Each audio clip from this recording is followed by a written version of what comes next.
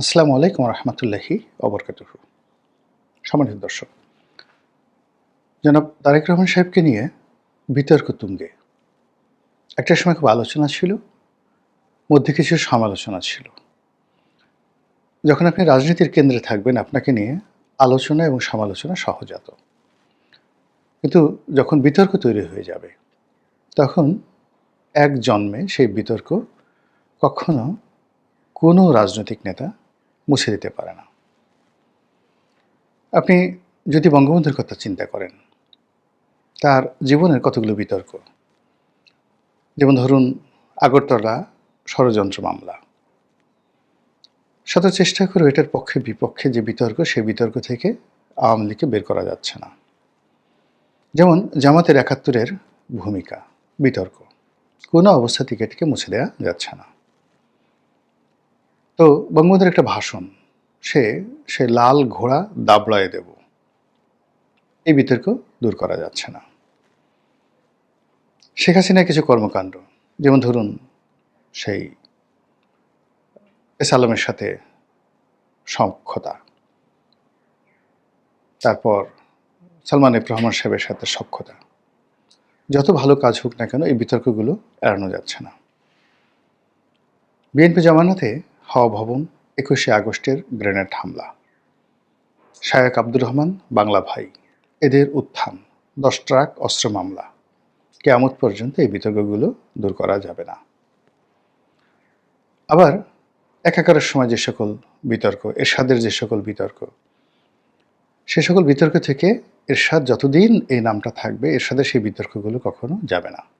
তার দুর্নীতি, তার নারী কেলেঙ্কারি ইত্যাদি যা কিছু আছে, এবং বাংলাদেশের পলিটিক্সটিকে পলিউট করার জন্য, দূষিত করার জন্য তিনি যে সকল কাজ করেছেন, যে নির্বাচনগুলো করেছেন, হানা ভোট, তারপর ৮৬-র ভোট, ৮৮-র ভোট, ডিজিএফআর মাধ্যমে রাজনীতিবিদদেরকে কেনা, এগুলো দূর করা যাবে না। সংসদে ৩০ সেট অলংকার, এই বিতর্ক কখনো দূর করা যাবে না। তো সেই দিক থেকে জনাব তারেক রহমান সাহেবকে নিয়ে যে সকল আলোচনা সমালোচনা হচ্ছিল, ওই পর্যন্তই ওকে ছিল। কিন্তু বিতর্কগুলো ইদানিংকালে খুব মারাত্মক আকার ধারণ করেছে। এখন সে সকল বিতর্ক কি? একান্ত ঘনিষ্ঠজন যারা এই গত ১৪ মাসে তারেক রহমান সাহেবের পক্ষে খুব কথাবার্তা বলতেন, তারা একান্ত আলাপ আলোচনায় যে সকল নেতিবাচক কথাবার্তা বলছেন, বিএনপির লোক, এ কথা আমি এখানে বলবো না, বলতে পারবো না। বিএনপির যারা শীর্ষ নেতৃবৃন্দ, এই জিনিসগুলো তাদেরকে ভাবতে হবে।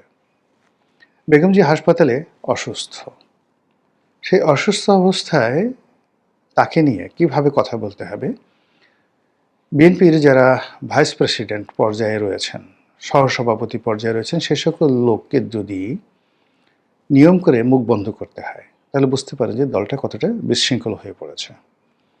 এখন বলা হচ্ছে যে বিএনপির পক্ষে কেবলমাত্র ডাক্তার জাহিদ কথা বলবেন। অন্যদিকে এই যেভাবে বেগম জিয়ার সেই অসুস্থতা নিয়ে বিতর্ক তৈরি করা হচ্ছে, বিএনপি এটা মোকাবেলা করতে পারছে না। এখানে দল বেঁধে লোক ভিড় করছে, যাচ্ছে, আসছে, হেলিকপ্টার উড়ছে, এসএসএফের প্রহরা বসানো হয়েছে। এই বিষয়গুলোতে আসলে বিএনপির সিদ্ধান্ত নেয়ার দরকার ছিল।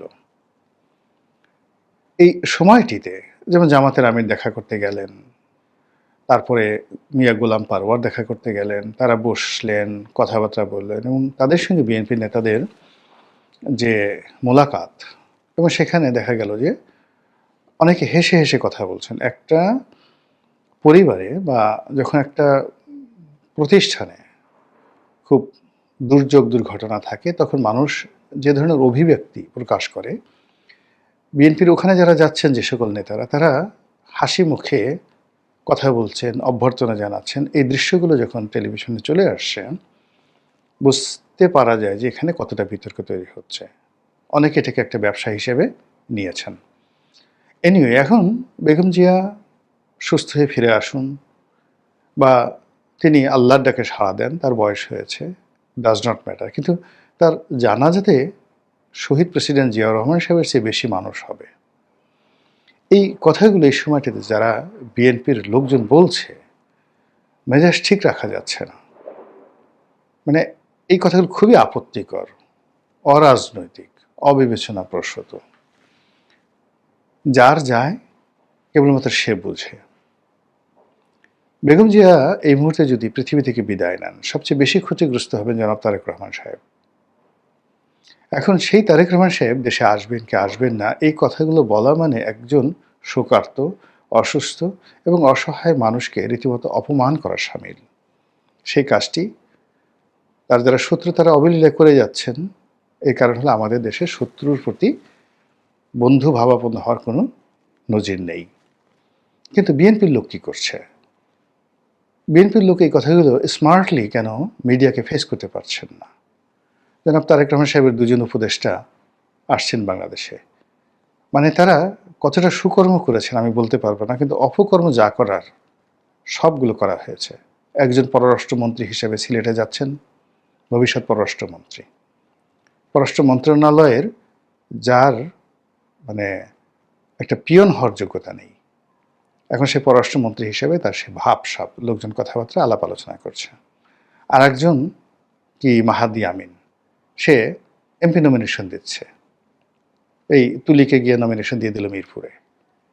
পুরো মিরপুরের মতো একটা গেটওয়ে, সেখানে গিয়ে বিএনপির মতো সবচেয়ে একটা শক্তিশালী সংগঠন যারা গড়ে তুলেছে গ্রেটার মিরপুরের প্রত্যেকটা সিট, অর্থাৎ গাবতলী, মিরপুর, উত্তরা, টঙ্গী, এটা একেবারে এই পুরো এলাকাটার গেটওয়ে, ইনক্লুডিং সাভার ক্যান্টনমেন্ট।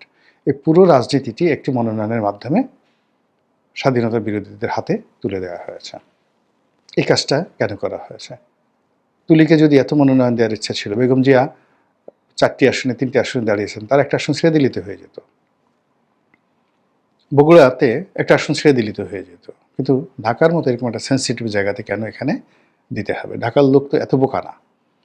এই কাজগুলো যারা বিএনপি যারা লোকজন আছে তারা করে যাচ্ছেন, একটার পর একটা করে যাচ্ছেন। কিন্তু সত্যিকার অর্থে তারেক রহমান সাহেবের ইমেজ ঠিক রাখা, তাকে সঠিক পথে স্থির থাকতে সাহায্য করা, তার মনোবলকে সুদৃঢ় রাখা এবং তাকে বিভিন্ন বিষয়ে প্রশ্ন করা থেকে বিরত থাকা এবং তাকে বিরত রাখা তিনি যেন সব ব্যাপারে কথা না বলেন। মানুষ যখন খুব আনন্দে থাকে, মানুষ যখন খুব শোকের মধ্যে থাকে, অস্থিরতার মধ্যে থাকে, তখন সেখানে অনেক বিভ্রাট হয়। এমনকি বন্ধুবান্ধব হিসেবে এমন অনেক সময় আছে যে আমি আমার ঘনিষ্ঠ বন্ধু, তার সঙ্গে টেলিফোনে কথা না বলা, তারপরে তার বিষয়ে আলোচনা না করা এবং তার থেকে নিরাপদ দূরে থাকা অনেক সময় ইবাদতের মতো হয়। এই কাজটি নিজের মাত্রা যারা করতে পারে না, তারা রাজনীতিতে কখনো শাইন করতে পারে না। ফলে কি হলো, এই যে তারেক রহমানের সাহেব যারা ঘনিষ্ঠজন, আমরা অনেক সময় দেখা গেলো যে আমাদের আঞ্চলিক ভাষাটা কথা আছে, চুমো দিতে দিতে মেরে ফেলা। অতি আদর করতে করতে এমন চুম্বন দিচ্ছে, একদম চুম্বনে শিশু মারা গেছে। তো তারেক রহমান সাহেবকে আফহোল্ড করতে গিয়ে, তাকে বড় করতে গিয়ে, তাকে অনিবার্য করতে গিয়ে, তাকে মহান করতে গিয়ে যে অবস্থায় তাকে আজকে আনা হয়েছে, ঠিক একই কাজ আরও নিকৃষ্টভাবে আওয়ামী লীগের লোকজন করেছে বঙ্গবন্ধুর ক্ষেত্রে। তাকে মহামানব বানানোর চেষ্টা করা হয়েছে, কিন্তু বঙ্গবন্ধু কখনো নিজেকে মহামানব বলেননি। তিনি অনায়াসে বলেছেন আমার লেখাপড়া ভালো না, আমি ভালো ছাত্র নই, অসংখ্য প্রমাণ আছে। তিনি বলেছেন আমি বুঝি না, তিনি বলেছেন আমি গেরস্থর ছেলে, তিনি তার আত্মজীবনীতে বলেছেন আমার অভাব ছিল, আমি শ্বশুরবাড়ির টাকা দিয়ে চলেছি, আমার স্ত্রী আমাকে টাকা দিয়েছে, সেই টাকা দিয়ে আমি ঢাকাতে থেকেছি, কলকাতাতে থেকেছি। এই ঢাকা শহরে তাকে কেউ বাসা ভাড়া দেয়নি। এই ঢাকা শহরে বাসা ভাড়া তিনি দিতে পারেননি, অন্য মানুষ তার বাসা ভাড়া দিয়েছে। এমনকি 32 নম্বরে যে বাড়িটি,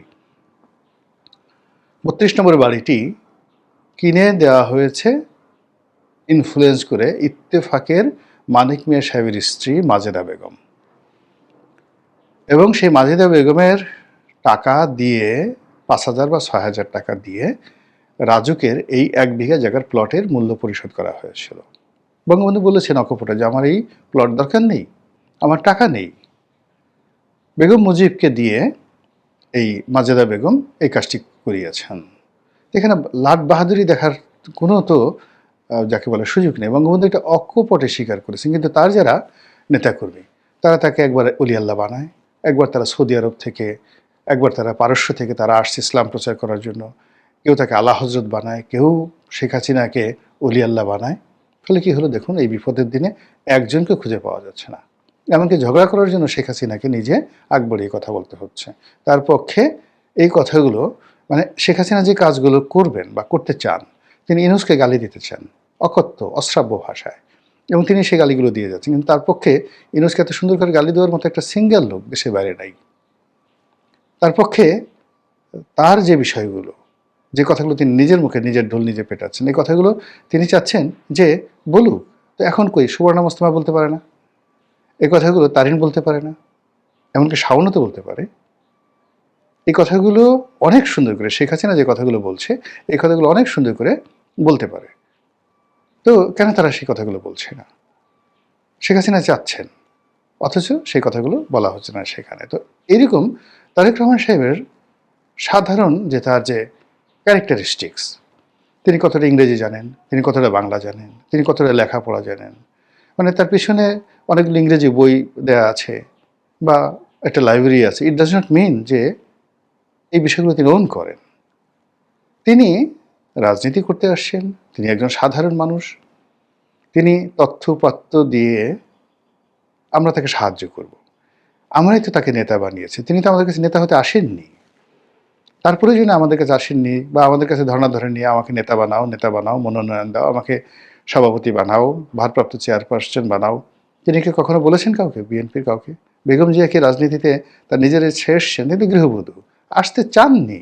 তো তাকে আমার মহামানব বানানোর দরকার কি? আমরা ধান্দাবাজ মানুষ, আমরা বেগম জিয়াকে এনেছি, আমরা শেখ হাসিনাকে এনেছি, আমরা এখন জয় পুতুলকে আনতে চাচ্ছি, আমরা তারেক রহমান সাহেবকে এনেছি, তাকে সেই লন্ডনে বসিয়ে রেখে তার নাম ব্যবহার করে আমরা যাদের মতো বাংলাদেশে বসে দিদারসে পোলাও কোরমা খাচ্ছি। এটা তো আমরাই ধান্দাবাজি করছি, করে এই মানুষটিকে আমরা মহামানব বানাতে গিয়ে তাকে যে বিতর্কের মধ্যে আমরা ফেলে দিয়েছি। এখন সেই বিতর্কর জবাব তো তিনি দিতে পারছেন না। এই বিতর্কের জবাব তার পক্ষের কোনো মানুষ দিতে পারছে না। ঘুরে ফিরে যে বিষয়গুলো আসছে, মানে তার যারা শুভার্থী যে কাজগুলো করার চেষ্টা করেছেন, তার ফলে যে পরিবেশ পরিস্থিতি তৈরি হয়েছে, সেটি মানে বিএনপির জন্য, তারেক রহমান সাহেবের জন্য খুবই খারাপ হয়ে যাচ্ছে।